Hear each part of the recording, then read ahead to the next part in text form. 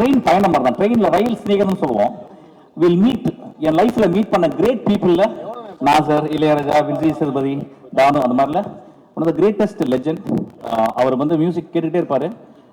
என் படத்தில் வந்து ஒரு பாட்டு பாடியிருக்காரு. அது என் ஒரு அமெச்சூர் மியூசிக்கில் பாடியிருக்காரு. I am very thankful to him. Thank you sir. பரிதவிக்கிறாரு, என்ன பண்ண முடியும், நான் என்ன பண்ண முடியும்னு பண்ணுறாரு. யோசிச்சு ரொம்ப கஷ்டமா இருக்கு. ஐயோ, என்னால் இவங்களை காப்பாற்ற முடியலையே அப்படின்னு ஒரு இடம் வந்துருது. அப்படியே தோத்துட்டு ரொம்ப சோகமா வராரு. அந்த சோகத்திலையும் ஒரு சின்ன லைஃப்ல வந்து எப்போ தோத்து முடிஞ்சாலும் ஃபெயிலியர்ல இருந்து தான் ஒரு ஹோப் அப்படின்ட்டு, இந்த ஹோப்பை பத்தி ஒரு சின்ன மியூசிக் போட்டோம். அது கேளு. ஸோ வீரத் ஸ்ருதி என் குழந்தை.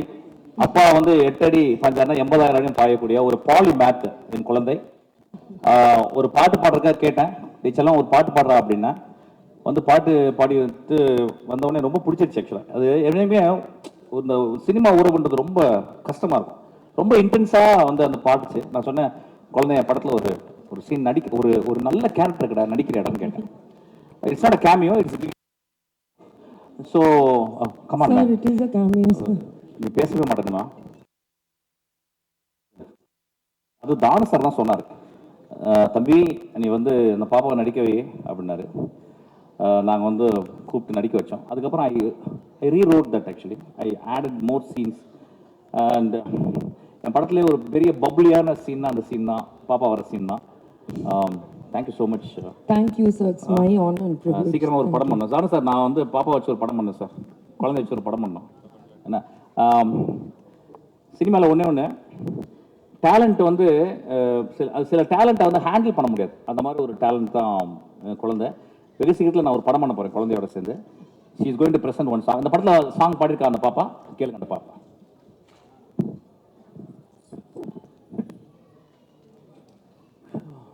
தேங்க்யூ. இல்லைம்மா, oh thank you. Oh thank you. Give a big applause for her. What a fantabulous artist she is actually. Sir நீங்க வந்து வாழ்த்துங்க வாங்க. ஓகேப்பா ஓகேப்பா, அப்படி நிறுத்துப்பா. இன்ப நாள் இது, இனிய நாள் இது. என் அகமாலும் இயக்கங்கள் உள்ளிட்ட அரங்கிகள் விழாவில் பங்கு கொள்ள வேண்டும். அத்தனை இப்படத்தின் நாயகனாய், வெற்றிக்கு திலகமாய் இந்த படத்தில் மிகப்பெரிய பங்காற்றி இருக்கும் அவர்களே, இந்த மாதிரி ஈடு கொண்டிருக்கும் போது பெஸ்கினை பற்றி சொல்லலாம். நான் ஈடெடுக்காத பிள்ளை என்றுதான் அவன் சொல்ல வேண்டும். அவ்வளவு அற்புதமான கலைப்படைப்பை எல்லாருக்கும் நான் கதை கேட்டிருக்கிறேன். இந்த படத்துல ஒரு கதை சொல்லல. பட் 2.5 மணி நேரம் இந்த படத்தை உருவாக்கி சீட்டு நிலையில் உட்கார வைக்கிற அளவுக்கு மிக திறம்பட இந்த படத்தை பணியாற்றி இருக்கிறார். அன்றும் பகலும் அயராது உழைத்தார். இந்த படம் காலதாமதத்துக்கு நான் காரணம் இல்லை, அதாவது நேரம் தான் காரணம். 2.5 மணி நேரம், அதாவது 8 கம்பார்ட்மெண்ட் ஃபர்ஸ்ட் டைம் வந்து இந்தியாவிலேயே நம்ம தான் அரங்கு அமைச்சிருக்கிறோம். இதுவரையும் ராமோஜி ஃபிலிம் சிட்டி 3 கம்பார்ட்மெண்ட் தான் பண்ணியிருப்பாங்க. இந்த படத்துல 8 கம்பார்ட்மெண்ட் பண்ணியிருக்கிறோம்.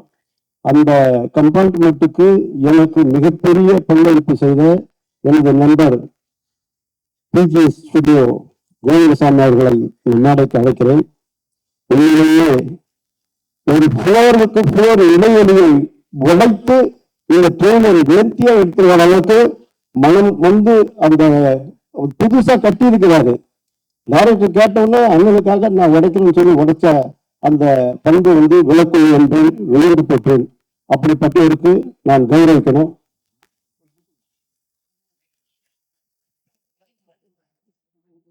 Book please. நானே கொடுத்தேன் சார். Thank you sir. சார் வந்து ரொம்ப ஒரு பெரிய ஸ்டுடியோ, ஐ திங்க் மெட்ராஸ்லேயே one of the biggest studio. இப்போ அதை போய் பார்த்தோன்னே சார்ட்ட சொன்னேன், சார் வந்து 2வது ஸ்டுடியோ இருந்துச்சு, நான் ஒரு ஐடியா கொடுத்தேன் ரொம்ப க்ரியேட்டிவாக, 2யும் உடச்சிருந்தேன் சார் அப்படின்னு. ஸோ சார் சொன்னார், உடச்சிட்டார் அவர். Thank you sir.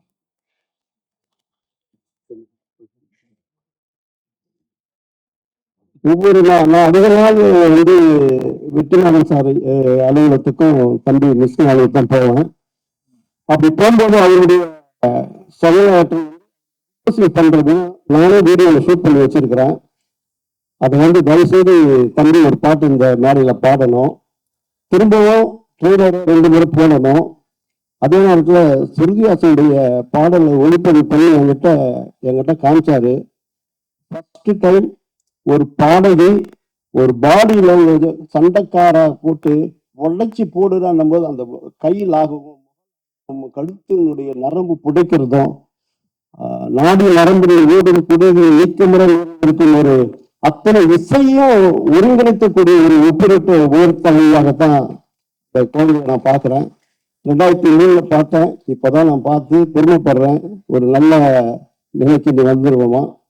இப்படிப்பட்ட சூழ்நிலையில விஜய் சேதுபதி நான் சொல்லணும்னா நாளொரு நீரையும் ஒரு வண்ணனும் அல்லது பகலும் அயராத அந்த தம்பியினுடைய அதாவது தங்க நிற தம்பி மனித நேயத்தின் மறுபக்கம் சில பேர் இருக்கலாம்.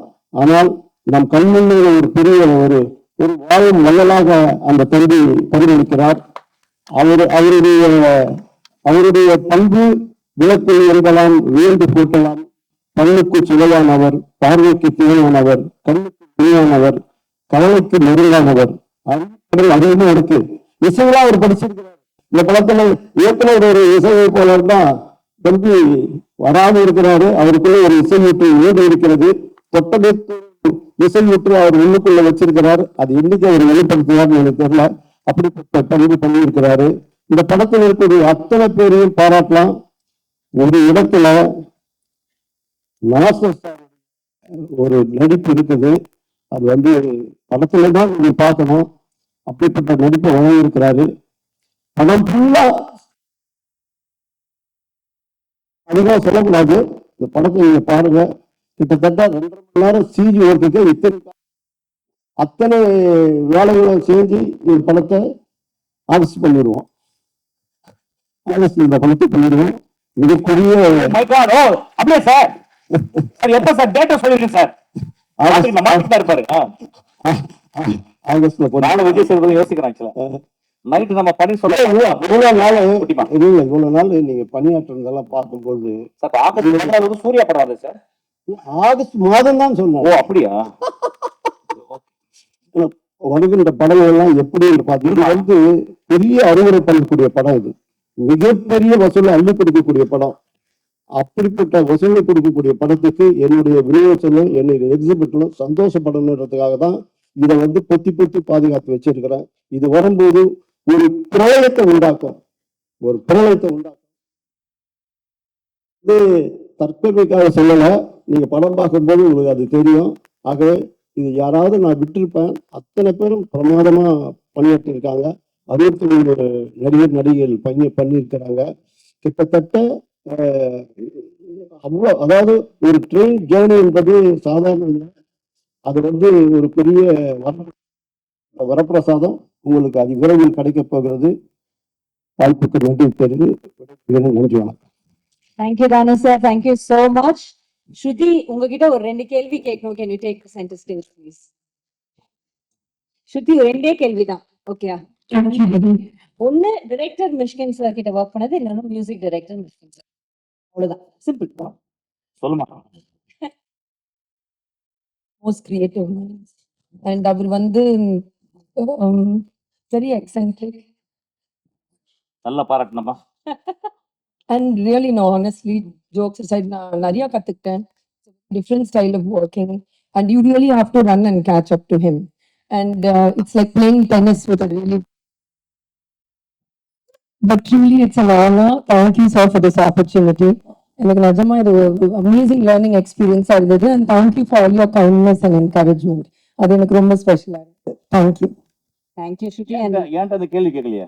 என்ன சார் சிங்கர் ஸ்ருதியோட நீங்க ஒர்க் பண்ணது? சார் நீங்க பேசினாலே எனக்கு பயமா இருக்கு. ரொம்ப கஷ்டமா? No, she is a child actually. குழந்தை. நான் பெரியவரோட ஒர்க் பண்ண முடியல. அவங்க குழந்தைகிட்ட ஒர்க் பண்ணணும்னா ஐ எம் வெரி ப்ரௌட் ஆக்சுவலி. வந்து such a fantabulous girl. ரொம்ப குழந்தை.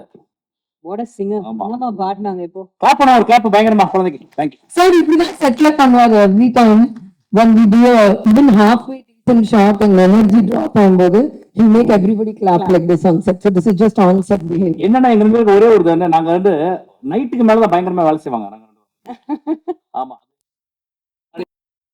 Actually Okay. அப்படியே நீங்க பாருங்க, ரொம்ப அழகா பண்ணிருக்கா பாப்பா. Thank you டச்சலம். Thank you, sir. Thank you, Thank you so thank you. much. Thank you. Mysskin sir, யாரு? என்கிட்ட ஒரு கேள்வி. நான் தான் சார். சொல்லு டேய். இந்த ட்ரெயின் எங்க இருந்து கிளம்பி எங்க போகுது சார்? அது சொல்ல முடியாதுடா அது. ஏன்? அது கதை. சரி ஓகே, இது வந்து டேய் அந்த ஊர் மறந்துடா. எங்கடா அது? மேட்டுப்பாளையத்துல இந்த ட்ரெயின் கிளம்புது, ப்ளூ மவுண்டன் எக்ஸ்பிரஸ். சூப்பர். ஆக்சுவலா வந்து இந்த படம் அந்த ட்ரெயின் ஒரு 2.5 மணி நேரத்துல படத்தை எடுத்து முடிக்கணும், லைவா பண்ணலாம்னு நினைச்சேன். ஆனா முடியல. 5 மணி நேரத்துல நடக்கிற ஒரு கதை தான் அந்த கதை. ஒரு இரவுல நடக்கிற கதை. இரவு ரொம்ப பிடிக்கும். சோ ஒரு 5 ஹவர்ல நடக்கிற ஒரு ஃபாஸ்ட் பேஸ் த்ரில்லர் தான் அது. So, இவங்க ரெடியா நிக்கறாங்க.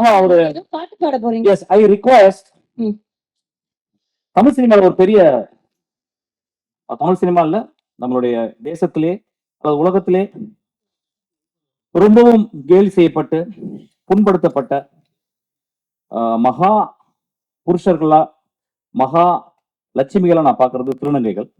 என் லைஃப்ல திருநங்கைகள் எப்பொழுதுமே என் கூடவே இருக்கிறாங்க. அதனால தான் திருநங்கைகள்னு சொன்னாங்க. ஒரு நாள் ஒருத்தி வந்து என்கிட்ட வந்து, நான் கூட அசிஸ்டண்டா ஒர்க் பண்ணேன்னு சொன்னா. அவ பேர் லிவிங் ஸ்மைல் வித்யா. அவ போடி உள்ளன்ட்டேன். என்னுடைய பெஸ்ட் அசிஸ்டன்ட் அவ நந்தலால ஒர்க் பண்ணா. அதுக்கப்புறம் என் கூட ஒர்க் பண்ண கிளாடி, வாட் அ ஃபென்டாப்ல, என்ன பியூட்டிஃபுல்லான ஒரு ஆக்ட்ரஸ் அவ.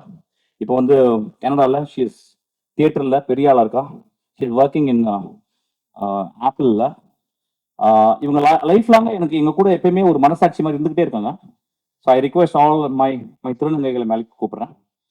இந்த படத்துல வந்து ஒரு சின்ன ஒரு முக்கியமான ஒரு ட்ரெயின் போகும்போது பலவிதமான மனிதர்கள் போவாங்க. அப்ப நான் யோசிச்சேன் வந்து ரொம்ப ரொம்ப முக்கியம் இந்த படத்துல வந்து என் கூட என்னுடைய திருநங்கைகளும் இந்த லட்சுமிகளும் இந்த சரஸ்வதிகளும் என் கூட வரணும்னு ஆசைப்பட்டேன். இந்த படத்துல மிக முக்கியமான ஒர்க் அவங்க பண்ணிருக்காங்க.